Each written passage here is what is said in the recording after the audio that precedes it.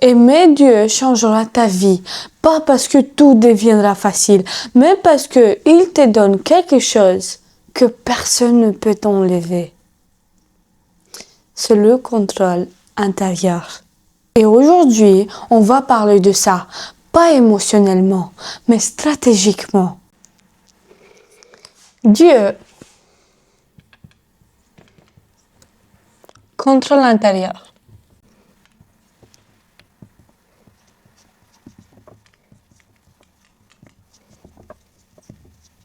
Premièrement, pourquoi les gens sont instables? Problème.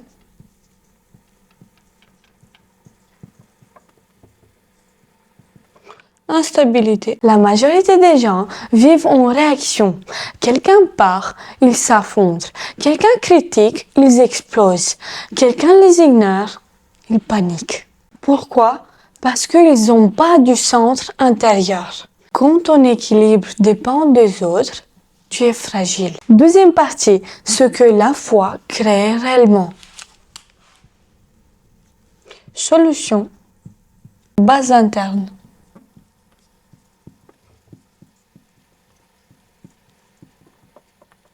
Quand ta valeur vient de Dieu, tu ne te compares plus, tu ne cherches plus l'approbation. Quand tu respires, quand tu souffles, quand tu fais ton sport, quand tu aides les autres, tu fais tout consciemment. Tu sais que tu as quelqu'un qui est plus grand que toi, qui te regarde, qui te guide, qui veut de toi que tu sois quelqu'un de net, de droit, de gentil, de courageux.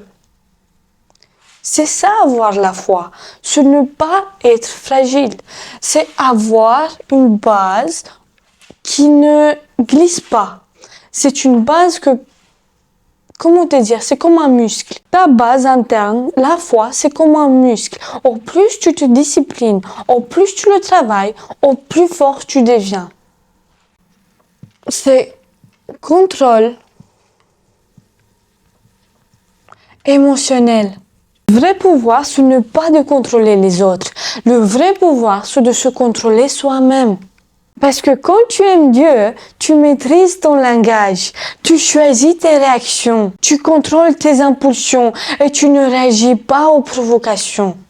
Et ça c'est du vrai pouvoir. Quatrième, dignité.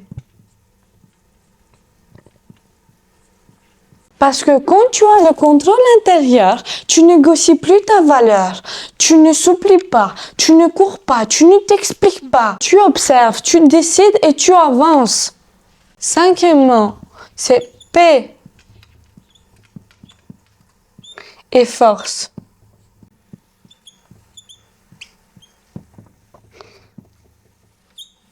La paix, elle n'est pas faible. La paix, elle est stratégique parce qu'une personne en paix, elle ne se laisse pas manipuler, elle ne se laisse pas provoquer. Hommes et femmes, ils ne se laissent pas déstabiliser par quiconque. C'est ça être en paix. Par exemple, un chauffeur de taxi, il conduit sa voiture, bim, bim, bim, bim, bim. Bon, il y a des klaxons derrière lui. Est-ce qu'il va parler mal et s'énerver ou bien il va garder son calme, il ne va pas se laisser déstabiliser par quelque chose qui n'est pas dans son contrôle, il va garder sa foi, il va garder l'amour de Dieu et dire tout va bien, ça va passer. Peut-être que ce monsieur-là qui klaxonne comme un fou a une mauvaise journée. Je peux comprendre. Que la paix soit sur lui. Que chaque mot, chaque réaction qui n'est pas à sa place, qui n'est pas contrôlée, a un impact. Un jour ou autre, tout le monde paye pour ses réactions, pour ses mots, pour ce qu'ils font, les dégâts qu'ils créent pour les autres. Même parler sur le dos de quelqu'un, ça aussi, ça a une réaction dans l'univers.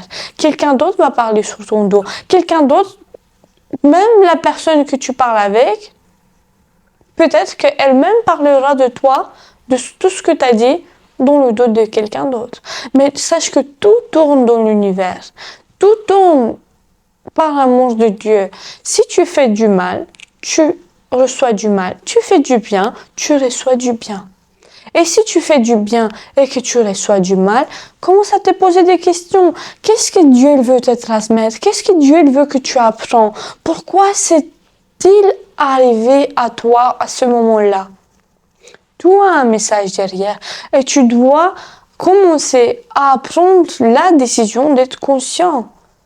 Parce que être conscient et être ignorant, c'est aussi une décision.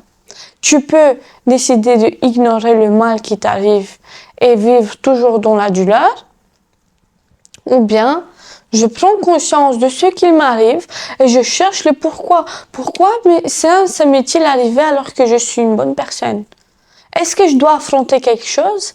Est-ce que je dois faire face à quelque chose pour que ça s'arrête là? Ou est-ce que je dois corriger quelque chose sur moi, sur mes réactions, sur comment j'ai réagi, sur ma foi? Est-ce que je dois devenir plus fort, avoir plus de base intérieure, plus de paix intérieure? Pourquoi le mal m'arrive? Donc, cherche la réponse toi-même. S'il y a quelque chose, tu te dis que tu es une bonne personne et que tu as une foi jusqu'au ciel. Ok. C'est très bien. Mais qu'est-ce que Dieu il veut de toi? Peut-être que Dieu il veut que tu mets point à quelque chose. Mais pour cela, tu dois fermer quelque chose. Ou pour cela, tu dois affronter quelque chose. Si tu veux recevoir, tu dois donner.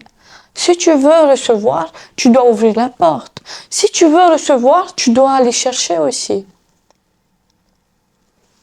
Est-ce que ça rentre? Parce que la vraie paix, elle vient quand tu fais confiance à Dieu, pas quand tu fais confiance aux circonstances. Circonstances, ça c'est de la terre, c'est le monde qui crée les circonstances.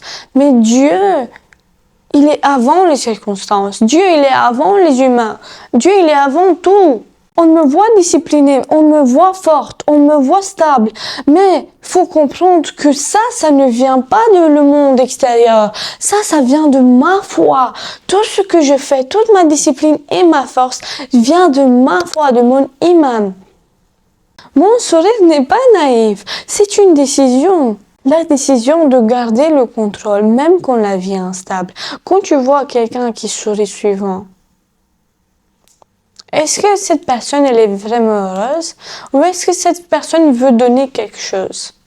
Ou il veut recevoir quelque chose? Quand on dit suivant, quand une personne sourit suivant, c'est parce qu'elle est triste à l'intérieur. Non. Quand une personne sourit suivant, c'est parce que elle veut donner de ce qu'elle a à l'intérieur. Ou bien elle veut donner de ce qu'elle veut recevoir. Ça peut aller dans les deux sens. Ou bien, s'il a à l'intérieur la foi, la paix, c'est normal que cette personne va sourire. Parce qu'il a passé par quelque chose pour avoir cette force intérieure. Aimer Dieu changera ta vie. Parce que lui, il te donne quelque chose que le monde ne te donnera jamais. Il te donne la paix intérieure, le contrôle intérieur. Et quand tu as ça, personne ne peut te détruire émotionnellement.